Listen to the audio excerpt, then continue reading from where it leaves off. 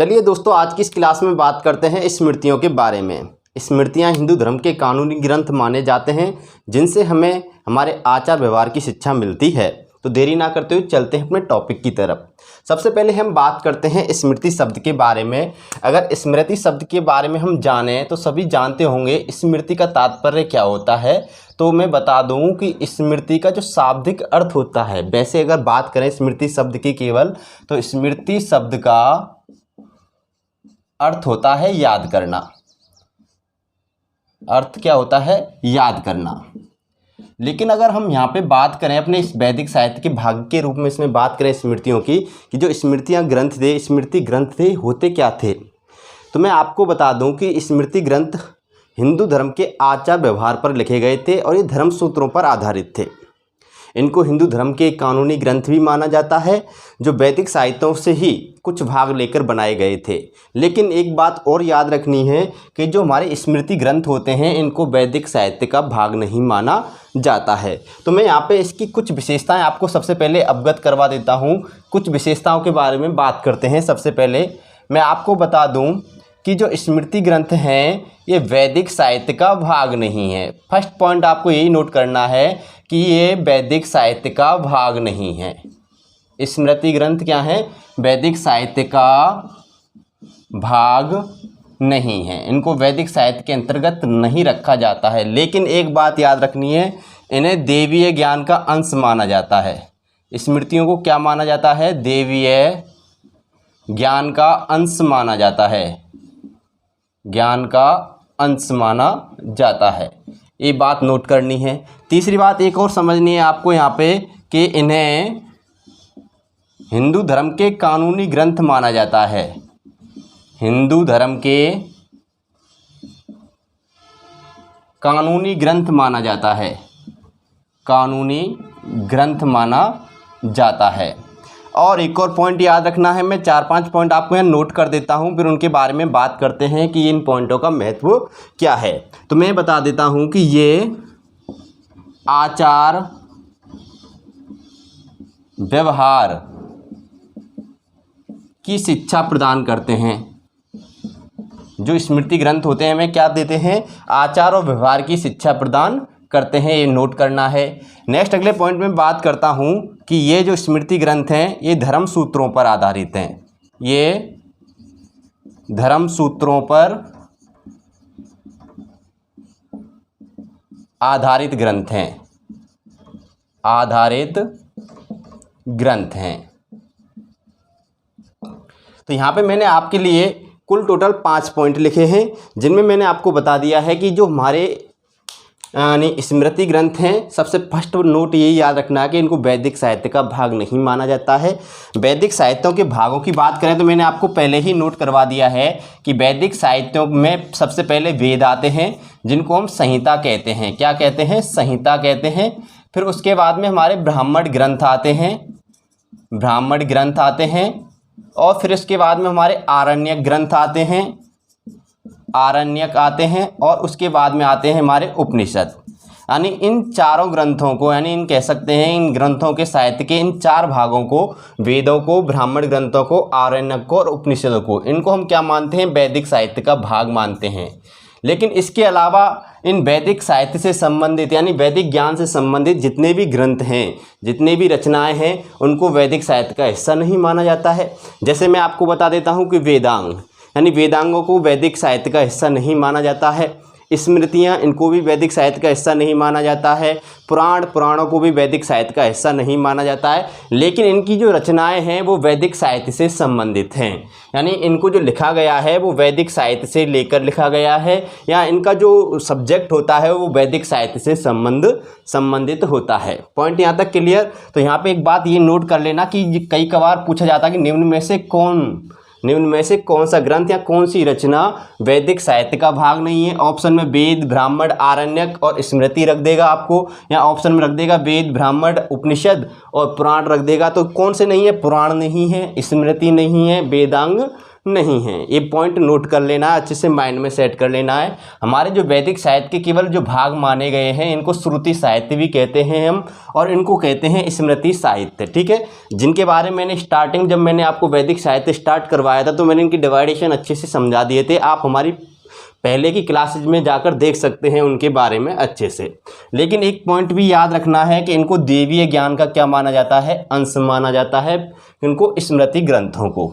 इन्हें हिंदू धर्म के कानूनी ग्रंथ माना गया है। अगर आपसे सीधा सीधा यहाँ से प्रश्न बनता है एग्जाम में कि किन्हें हिंदू धर्म के कानूनी ग्रंथ माना गया है, तो स्मृति ग्रंथों को। स्मृति ग्रंथों में हमें क्या मिलती है, आचार व्यवहार की शिक्षा मिलती है। और जो हमारे स्मृति ग्रंथ हैं वो किन पर आधारित है, धर्म सूत्रों पर। अब मैंने आपको जब पहली क्लास में एक टॉपिक पढ़ाया है आपको इसमें वेदांगों के बारे में, तो वेदांगों को हम क्या कहते हैं, सूत्र साहित्य भी कहते हैं। तो उन वेदांग पढ़ाते समय मैंने आपको बताया था कि सूत्र साहित्य के अंतर्गत जो हमारे धर्म सूत्र हैं ये किसका भाग थे, किस वेदांग का भाग है। तो आपको पता होगा कि मैंने कल्प सूत्र के बारे में जब आपको पढ़ाया था, कल्प वेदांग के बारे में पढ़ाया था, तो जो कल्प हमारा वेदांग है उस वेदांग के हमने 3 भाग बताए थे, 3 सूत्रों के बारे में बताया था, श्रौत सूत्र, ग्रही सूत्र और धर्म सूत्र। जो कल्प वेदांग है उसकी जो धर्म सूत्र हैं उन्हीं धर्म सूत्रों पर आधारित हैं हमारी कौन से ग्रंथ, स्मृति ग्रंथ आधारित हैं। ये तो हो गए हमारे स्मृतियों के बारे में बेसिक जानकारी। अब मैं बात करता हूँ इनकी संख्या के बारे में कि जो स्मृति ग्रंथ हैं इनकी संख्या कितनी है, इनकी संख्या कितनी है, यानी स्मृति ग्रंथ कितने होते हैं, ये नोट कर लेना। सबसे पहले ये भी बात याद रखनी कि इनकी संख्या, तो इनकी संख्या को लेकर काफ़ी विवाद है, यानी इनकी संख्या को लेकर काफ़ी विवाद है। कुछ ग्रंथ कुछ संख्या बताते हैं, कुछ ग्रंथ इसकी अलग संख्या बताते हैं। लेकिन मैं आपको बता देता हूँ यहाँ पे बेसिकली जो सबसे ज़्यादा प्रमाणिक माना गया है वो पद्म पुराण के अनुसार माना गया है। और पद्म पुराण के अनुसार स्मृतियों की संख्या कितनी है, 36। ये बात याद रखनी है कि पद्म पुराण के अनुसार स्मृतियों की संख्या कितनी है, 36 है। और इन 36 स्मृतियों में से भी जो प्रसिद्ध स्मृतियां हैं, प्रसिद्ध स्मृतियां, उनकी संख्या कितनी है, 6। यानी संख्या को लेकर विवाद तो है, लेकिन मैं बता देता हूं आपको जो पद्म पुराण है हमारे पुराणों की संख्या 18 है। आगे क्लास में पुराणों के बारे में बात करेंगे। जो पद्म पुराण है उस पद्म पुराण के अनुसार स्मृतियों की संख्या कितनी है, 36 है। और इन 36 स्मृतियों में से भी प्रसिद्ध स्मृतियों की संख्या कितनी है, 6 है। ये नोट कर लेना। यानी कुल स्मृतियों की संख्या कितनी हो गई हमारी, 36, और प्रसिद्ध स्मृतियों की संख्या कितनी हो गई, 6। अब वो 6 प्रसिद्ध स्मृतियाँ कौन सी हैं, तो उनके बारे में मैं आपको बता देता हूँ कि अगर इसके लिए याद करना हो हमें तो इनकी एक ट्रिक्स है। म्यान पर बृहस्पति, म्यान पर बृहस्पति, कात्यायन। ठीक है, तो इस ट्रिक के माध्यम से हम 6 स्मृतियाँ हैं जो हमारी प्रसिद्ध स्मृतियाँ हैं इनको जान सकते हैं। अब वो 6 प्रसिद्ध स्मृतियाँ कौन कौन सी हैं, तो ये ट्रिक में मैंने बताया था। यहाँ पे लिखा म्यान से सबसे पहले आता है मनु स्मृति। क्या आता है, मनु स्मृति। ठीक है, फिर या आ रहा है म्यान में, एक तो ये हो गया, एक ये हो गया, एक ये हो गया, एक ये हो गया, एक ये हो गया और एक ये हो गया, सीधा सीधा। यानी सीधे सीधा 1 2 3 4 5 6, यानी इनसे हम 6 शब्द बनाएंगे। तो माँ से बना दिया हमने मनु स्मृति, या से बनाएंगे याज्ञवल्क्य स्मृति, और ना से बनाएंगे नारद स्मृति, और पर से बनाएंगे पाराशर स्मृति, और बृहस्पति स्मृति, कात्यायन स्मृति। अब यहाँ पे हम देखते हैं दूसरी हमारी कौन सी है, याज्ञवल्क्य स्मृति। तीसरी है हमारी नारद स्मृति, और जो चौथी है हमारी वो है पाराशर, और जो 5वीं है वो है हमारी बृहस्पति, और जो लास्ट है हमारी वो है कात्यायन। ठीक है, तो यहाँ पे ये चीज़ आपको समझनी है अच्छे से कि जो हमारे 6 कुल स्मृतियाँ हैं प्रसिद्ध स्मृतियाँ, उनके नाम के बारे में मैंने आपको बताया कि मनु स्मृति, याज्ञवल्क्य स्मृति, नारद स्मृति, पाराशर स्मृति और बृहस्पति स्मृति और कात्यायन स्मृति। इनको याद करने के लिए मैंने आपको बता दिया, आप अपने हिसाब से भी याद कर सकते हैं। हर व्यक्ति का याद करने का तरीका अलग होता है। लेकिन मैं एक सहायता के रूप में आपको यहाँ पे बता रहा हूँ, ऐसा नहीं है इसी ट्रिक को आप याद करके इनको याद रखें, आप अपने तरीके से भी याद रख सकते हैं। म्यान पर बृहस्पति और कात्यायन, पॉइंट यहाँ तक क्लियर। इनसे मैंने इनको याद करके आपको यहाँ पे क्रम से लिखवा दिया, मनुस्मृति, याज्ञवल्क्य, नारद, पाराशर, बृहस्पति और कात्यायन, यानी ये 6 स्मृतियाँ क्या हैं, प्रसिद्ध स्मृतियाँ हैं। टोटल संख्या कितनी है स्मृतियों की, 36, किसके अनुसार, पद्म पुराण के अनुसार। ठीक है, अब बात करते हैं हम परीक्षाओं की दृष्टि से इंपॉर्टेंट स्मृति है सबसे ज़्यादा मनुस्मृति, यानी जो सबसे ज़्यादा प्रश्न बनते हैं हमारे एग्जाम्स में वो बनते हैं मनुस्मृति से, यानी Manusmriti very very most important है। इस मनुस्मृति से संबंध में हर बार ज़्यादातर प्रश्न पूछे जाते हैं। अगर हिस्ट्री की विशेषकर एग्जाम्स हो रही हो जिसमें हिस्ट्री के ही प्रश्न आ रहे हो तो उसमें तो अवश्य ही पूछा जाएगा, लेकिन हम बेसिक एग्जाम्स की बात करें जिनमें हिस्ट्री के कुछ प्रश्न आते हैं तो कभी कभार मनुस्मृति से भी क्वेश्चन पूछ लेता है। ये तो हो गई हमारी स्मृतियों के बारे में जानकारी। अब बात करते हैं हम मनुस्मृति के बारे में। ठीक है, अब स्मृतियों के बारे में भी जानेंगे कि इनके अंदर क्या क्या मिलते हैं और प्रसिद्ध स्मृतियों में से कौन कौन से प्रश्न हमारे सामने एग्जाम्स में उपस्थित होते हैं, एग्जाम में आते हैं। तो सबसे पहले हम बात करेंगे मनुस्मृति के बारे में, तब तक आप इसको नोट कर लीजिए, मैं इसको इरेज करने वाला हूँ। अब बात करता हूँ मैं मनुस्मृति के बारे में। मनुस्मृति सभी स्मृतियों में सबसे प्राचीन और प्रामाणिक है। एक बात जान लें कि हमारी 36 स्मृतियाँ थी पद्म पुराण के अनुसार, उन सभी स्मृतियों में मनु जो स्मृति है ये सबसे प्रचलित है, सबसे प्रसिद्ध है और कह सकते हैं सबसे प्राचीन है। तो पहला पॉइंट यही नोट करें कि सबसे प्राचीन व प्रामाणिक स्मृति, पॉइंट नोट हो गया यहाँ तक कि सबसे प्राचीन व प्रामाणिक स्मृति कौन सी है, हमारी मनुस्मृति है। दूसरी बात है इसकी विशेषता कि किस पर आधारित है, तो मैं बता देता हूँ कि जो मनु हुए थे हमारे सृष्टि के रचयिता माना जाता है वैवस्वत मनु को, कि सृष्टि के रचयिता वैवस्वत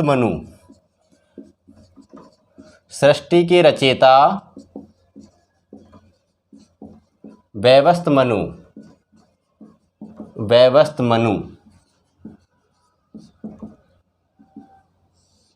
के धर्मशास्त्र पर आधारित है। ये वैवस्वत मनु के धर्मशास्त्र पर आधारित है, यानी सृष्टि के जो रचयिता हुए हमारे वैवस्वत मनु, उन्होंने जो धर्मशास्त्र बनाया, धर्मशास्त्र के अंतर्गत जिन्होंने समाज व्यवस्था के जो नियम बनाए थे उन नियमों के बारे में, उनके धर्मशास्त्र के बारे में हमें यह विस्तृत जानकारी देती है कौन सी, मनुस्मृति। ठीक है, तो सृष्टि के रचयिता वैवस्वत मनु के धर्मशास्त्र से संबंधित है, ये से संबंधित है।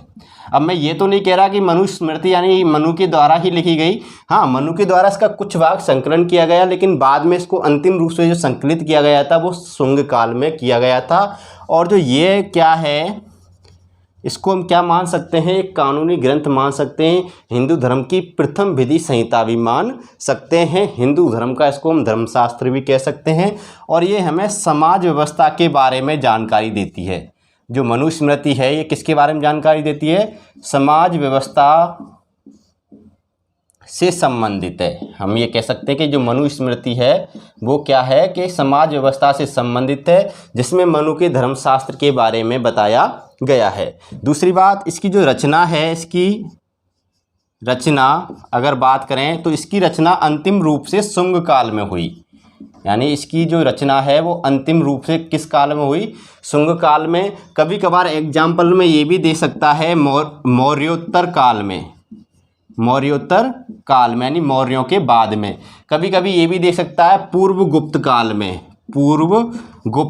में, यानी गुप्तों से पहले और मौर्यों के बाद में, यानी कह सकते हैं हम शुंग काल में इसकी क्या हुई थी, रचना हुई थी। अब बात कर लेते हैं हम स्मृति के बारे में कि इस मनुस्मृति को हिंदू का धर्मशास्त्र कहते हैं, हिंदू धर्म का क्या कहते हैं, धर्मशास्त्र कहते हैं, यानी मानव धर्मशास्त्र भी कहते हैं। इसके उपनाम यानी मनुस्मृति को किन किन और उपनामों से जाना जाता है, तो इस पहला नाम है मानव धर्मशास्त्र,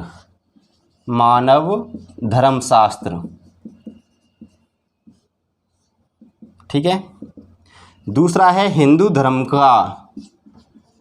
धर्म की प्रथम प्रामाणिक विधि संहिता, या हम ये भी कह सकते हैं हिंदुओं की प्रमाणिक विधि संहिता, विधि संहिता या शास्त्र। ठीक है, ये तो दो उपनाम मिलते हैं किसके, मनुस्मृति के, कि मनुस्मृति को मानव धर्मशास्त्र कहा जाता है। अगर आपसे क्वेश्चन ये भी पूछ ले कि किस पुस्तक को मानव धर्मशास्त्र कहा जाता है, तो आपको स्पष्टली बता देना है किसको कहा जाता है, मनुस्मृति को। किस ग्रंथ को हिंदुओं की प्रमाणिक विधि संहिता, हिंदुओं का प्रमाणिक विधि शास्त्र कहा जाता है, मनुस्मृति को। अब इसमें मनु यानी इसको किसने लिखा था, मनु ने लिखा था। इसको किसने लिखा था, मनु ने लिखा था। लेकिन इसका अंतिम रूप से जो संकलन हुआ था वो शुंग काल में हुआ था। ये बात आपको याद रखनी है, मौर्योत्तर काल में या पूर्व गुप्त काल में। इन तीनों में से कोई भी ऑप्शन में आ जाए तो टिक कर देना है, रचना से संबंधित या संकलन से संबंधित। अब बात करता हूँ कि मनु के उपनाम के बारे में, कि इसमें जो मनु है उस मनु के उपनाम क्या हैं, मनु को क्या कहा गया है, मनु के उपनाम। ठीक है, तो सबसे पहला जो नाम है इनको कहा गया है प्रथम विधि निर्माता, प्रथम विधि निर्माता, प्रथम विधि निर्माता कहा गया है। उसके बाद धर्म का प्रथम व्यवस्थापक कहा गया है, धर्म का प्रथम व्यवस्थापक। ठीक है, उसके बाद में जो इनका अगला नाम है मानव जाति का पिता, मानव जाति का पिता, पिता और आदि पुरुष भी कहते हैं हम। आदि पुरुष का मतलब होता है पहला पुरुष, मानव जाति का पहला पुरुष। आदि पुरुष का मतलब होता है या मानव जाति का पिता या मानव जाति का आदि पुरुष। आदि पुरुष से तात्पर्य होता है पहला पुरुष यानी प्रारंभिक पुरुष। ठीक है, नेक्स्ट नंबर चौथा। इसके बाद में इनको कहा गया है राज संस्था के प्रथम कर्ता, राज संस्था के प्रथम कर्ता।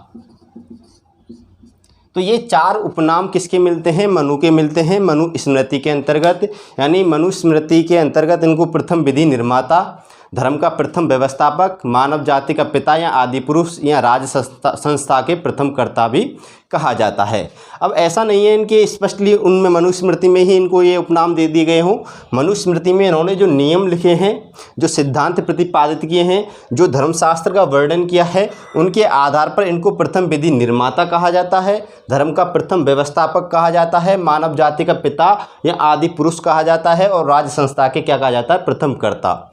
इन्होंने मानव के जीवन से संबंधित, जब मानव का विकास हुआ तो मानव के विकास के बाद में इन्होंने मानव को जीने के नियम इन्होंने प्रतिपादित किए। मानव को धर्म संबंधित, मानव के विकास में, मानव के सामाजिक जीवन में इन्होंने धर्म संबंधी नियमों का क्या किया, प्रतिपादन किया।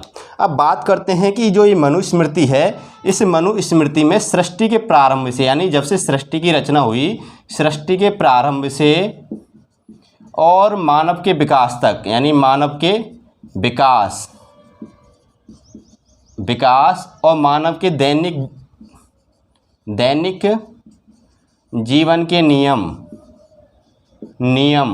और इसके अलावा मोक्ष प्राप्ति।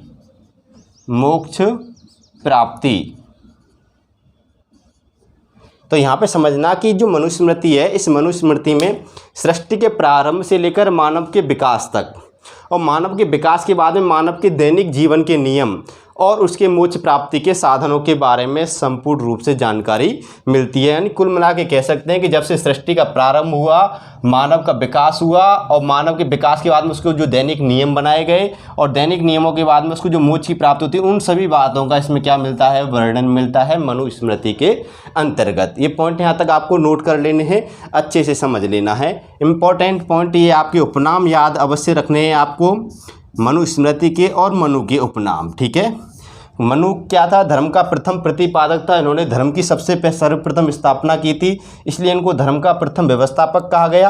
प्रथम विधि निर्माता इसलिए कहा गया कि इन्होंने मानव के जीवन में यानी दैनिक जीवन के लिए इन्होंने क्या बनाए, नियम और कानून बनाए। इस वजह से इनको प्रथम विधि निर्माता कहा जाता है। और मानव जाति का पिता इसलिए कहा जाता है क्योंकि सृष्टि के रचयिता यानी प्रथम पुरुष इन्हीं को माना जाता है, इसलिए इनको आदि पुरुष भी कहते हैं। राज्य संस्था के प्रथम कर्ता, तो मैंने बताया था इन्होंने प्रशासन संबंधित यानी सामाजिक व्यवस्था के प्रशासन संबंधित इन्होंने नियमों का प्रतिपादन किया था, इस वजह से इनको राज्य संस्था के प्रथम कर्ता कहा जाता है। अब इसके बाद में मैं आपको कुछ मनुस्मृति से संबंधित कुछ विशेषताएं और बताने वाला हूं जो हमारे एग्जाम्स के लिए इम्पोर्टेंट है, ये नोट कर लें आप। इसके बाद मैं इनको रेज करके इनकी विशेषताओं के बारे में बात करता हूं। अब बात करते हैं मनुस्मृति की विशेषताओं के बारे में कि मनुस्मृति में आर्य संस्कृति के क्षेत्रों का वर्णन किया गया है। कितने क्षेत्रों का?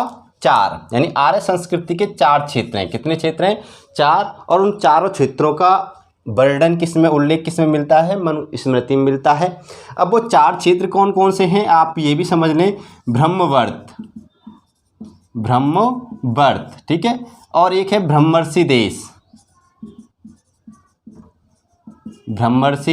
देश, और तीसरा जो देश है वो है मध्य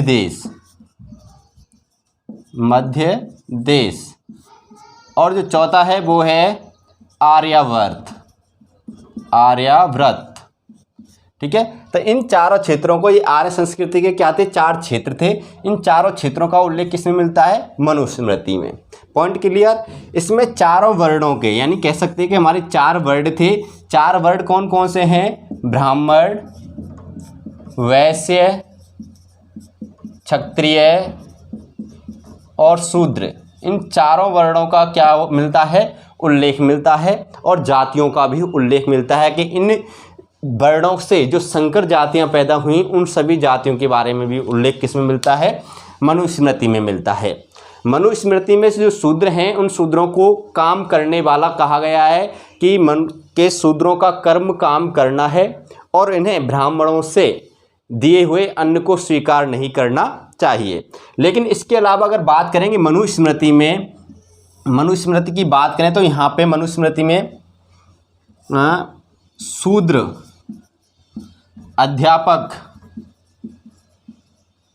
अध्यापकों व शिष्यों का उल्लेख भी मिलता है। इसमें शूद्रों को सबसे निम्न बताया गया है मनुस्मृति में, और इन्हें कर्म करने वाला यानी तीनों वर्णों की सेवा करने वाला कहा गया। और इसमें यह भी कहा गया कि शूद्रों को ब्राह्मण के द्वारा दिए गए अन्न को स्वीकार नहीं करना चाहिए। ये किसमें कहा गया था? मनुस्मृति में। लेकिन मनुस्मृति में एक चीज़ भी याद रखनी है कि इसमें शूद्र अध्यापक व शिष्यों का उल्लेख भी मिलता है। जो मल्टीपल चॉइस क्वेश्चन होते हैं जिनमें कह देते हैं कि निम्न में से कौन सा कथन सत्य है, उन कथन वाले प्रश्नों में इस पॉइंट को अवश्य रखा जाता है कि मनुस्मृति में शूद्र अध्यापक व शिष्यों का उल्लेख मिलता है, बिल्कुल मिलता है, सत्य। अब यहाँ पे बात करते हैं दासों का उल्लेख। तो मनुस्मृति में जो दास हैं उन दासों की संख्या बताई गई है 7। तो मनुस्मृति में 7 प्रकार के दासों का उल्लेख मिलता है, ये बात आपको ध्यान रखनी है। बात करते हैं स्त्रियों के जीवन की कि मनुस्मृति में स्मृतियों का जो स्त्री थी उन स्त्रियों का जीवन कैसा था। तो मैं आपको बता देता हूँ कि मनुस्मृति में स्त्रियों को वेदा अध्ययन का अधिकार नहीं था। मनुस्मृति में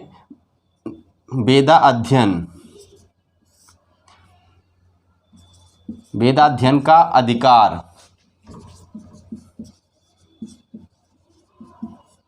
नहीं था, ठीक है। दूसरी बात, इनकी और भी विशेषता देखें यहाँ पे कि ये संपत्ति की स्वामी नहीं थी, संपत्ति की स्वामिनी नहीं बन सकती थी, ठीक है। केवल स्त्री धन पर इनका अधिकार था। किस पर? स्त्री धन पर अधिकार था, स्त्री धन पर अधिकार। अब स्त्री धन क्या होता है इसके बारे में भी बात कर लेता हूँ। पहले एक पॉइंट और समझ लें यहाँ से कि जो स्त्री धन था, इस स्त्री धन पर माँ के बाद पुत्रियों का और उसके बाद बहुओं का अधिकार था, बहुओं का अधिकार। ठीक है।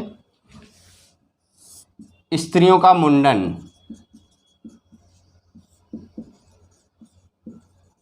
स्त्रियों का मुंडन। देखो, स्त्रियों से संबंधित मैंने यहाँ पे इतनी सारी बातें इसलिए लिखी हैं क्योंकि स्त्रियों से संबंधित प्रश्न बनते हैं। यानी मनुस्मृति में स्त्रियों के जीवन से संबंधित जितनी भी बातें कही हैं उन बातों पर प्रश्न एग्जाम में काफ़ी बनते हैं। तो उन बातों पर आपको ध्यान रखना है कि ये 4-5 बातें आपको विशेषली याद रखनी है, क्योंकि इन्हीं 4-5 बातों पर जो एग्जामिनर है वो अपना ध्यान केंद्रित करता है और नीचे प्रश्न बनाता है कि जो मनुस्मृति थी उसमें महिलाओं को वेदों के अध्ययन का कोई अधिकार नहीं था, वो वेदों का अध्ययन नहीं कर सकती थी। ठीक है। संपत्ति पर भी अधिकार नहीं था, यानी वो संपत्ति की स्वामिनी नहीं बन सकती थी, केवल स्त्री धन पर उनका अधिकार होता था। स्त्री धन क्या होता था कि जो स्वयं का धन या उनकी माँ के जो जेवर हैं, गहने हैं, उन पर उनका अधिकार होता था स्त्री धन पर। अगर स्त्री धन की बात करें तो स्त्री धन पे सबसे पहले जो अधिकार होता था माँ के बाद पुत्रियों का होता था। यानी माँ के, अगर उनकी माँ है, माता है, तो माता के अगर कोई संपत्ति है खुद की स्वयं की, पैसे हैं, गहने हैं, जेवर हैं, उन पे माता के बाद में उसकी पुत्रियों का अधिकार होता था। अगर पुत्रियां उसकी नहीं है तो उसके बाद में बहुओं का अधिकार होता था। यानी कह सकते हैं कि मनुस्मृति में जो संपत्ति होती थी, जैसे खेत यार अपनी जो प्रॉपर्टी होती थी, वो उसकी स्वामिनी नहीं बन सकती थी मनुस्मृति के अनुसार। कौन? स्त्रियाँ। ठीक है। केवल स्त्री धन पर ही उनका अधिकार था। स्त्री धन आप समझ गए होंगे कि माँ के खुद की जो संपत्ति होती थी, गहने जेवर, उन पर केवल माँ के बाद में पुत्रियों का अधिकार और पुत्रियों के बाद में बहुओं का अधिकार होता था। मुंडन, यानी इस मनुस्मृति में स्त्रियों के मुंडन के बारे में भी उल्लेख मिलता है, ये बात भी आपको याद रखनी है। अब बात करते हैं मनुस्मृति में अध्यापकों के प्रकार के बारे में। तो मनुस्मृति में 2 प्रकार के अध्यापकों का उल्लेख मिलता है। एक मिलता है उपाध्याय और दूसरे मिलते हैं आचार्य। ठीक है। तो यहाँ पे ये नोट करना कि जो उपाध्याय होते थे, उपाध्याय जीविकोपार्जन के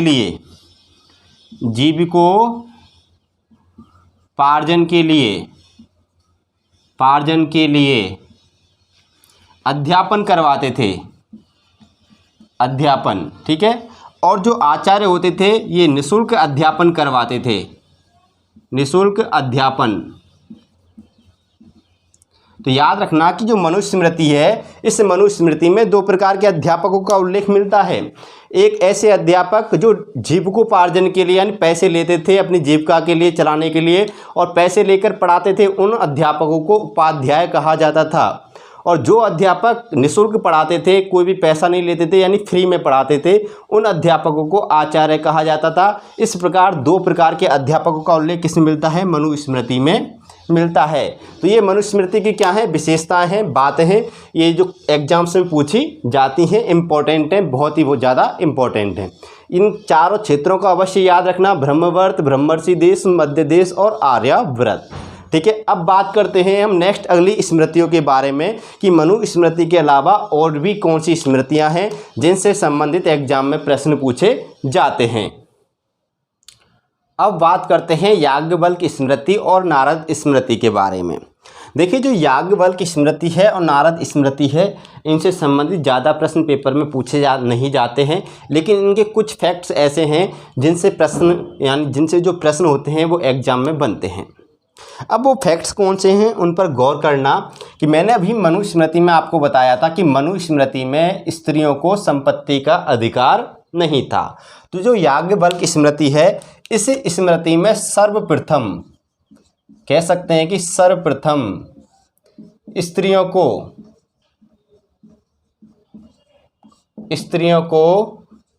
संपत्ति का अधिकार दिया गया, संपत्ति का अधिकार प्रदान किया गया, अधिकार प्रदान।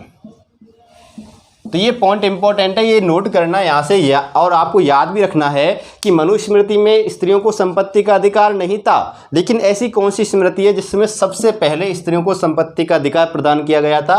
वो थी याज्ञवल्क्य स्मृति। इसमें स्पष्टली कहा गया है कि स्त्रियां संपत्ति को स्वामिनी बन सकती हैं, स्त्रियों को संपत्ति का अधिकार है और वो अपनी संपत्ति की, अपने घर की जो संपत्ति है, प्रॉपर्टी है, उसकी क्या बन सकती हैं? स्वामिनी बन सकती हैं। तो बहुत इंपॉर्टेंट है कि किस ग्रंथ में सबसे पहले स्त्रियों को संपत्ति का अधिकार प्रदान किया गया? तो याद रखना याज्ञवल्क्य स्मृति में। अब बात करता हूं मैं नारद स्मृति के बारे में कि नारद स्मृति में क्या मिलता है। तो इसकी एक इम्पोर्टेंट बात याद रखनी है कि नारद स्मृति में सबसे पहले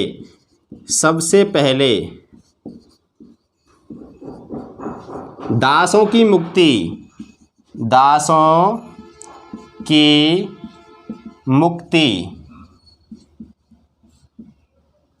का विधान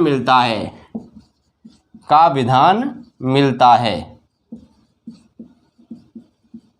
तो याद रखना, मैंने भी आपको मनुस्मृति में दासों की संख्या कितनी बताई? 7। यानी मनुस्मृति के अनुसार दास कितने प्रकार के होते हैं? 7 प्रकार के होते हैं। और उन्हीं दासों की मुक्ति का विधान मिलता है कि वो अपने दासत्व से किस प्रकार मुक्त हो सकते हैं।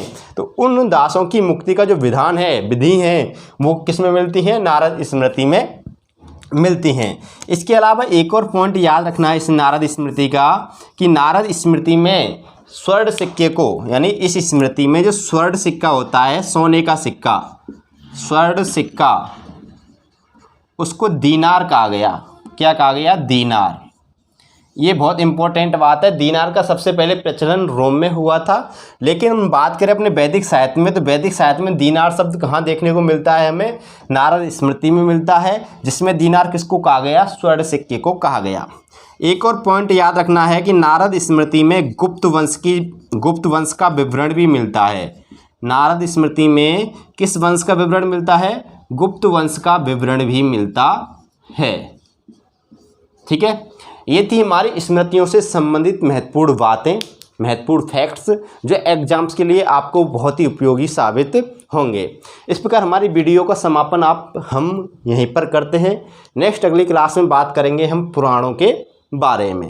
दोस्तों, वीडियो अच्छी लगी है तो वीडियो को लाइक करना, अपने दोस्तों को शेयर करना और कमेंट में हमें अपनी राय अवश्य लिखना कि आपको यहाँ पे कौन से डाउट्स लगे, आपको कोई डाउट हो तो उनको बताना और आप क्या इम्प्रूव चाहते हैं और इसके साथ साथ में आपको क्या भी और समझाना चाहिए, किस प्रकार इसमें और डिटेल करनी चाहिए या फिर इनको शॉर्ट इस प्रकार ही चलने देना चाहिए। सभी तथ्यों के बारे में हमें अवगत कराना है।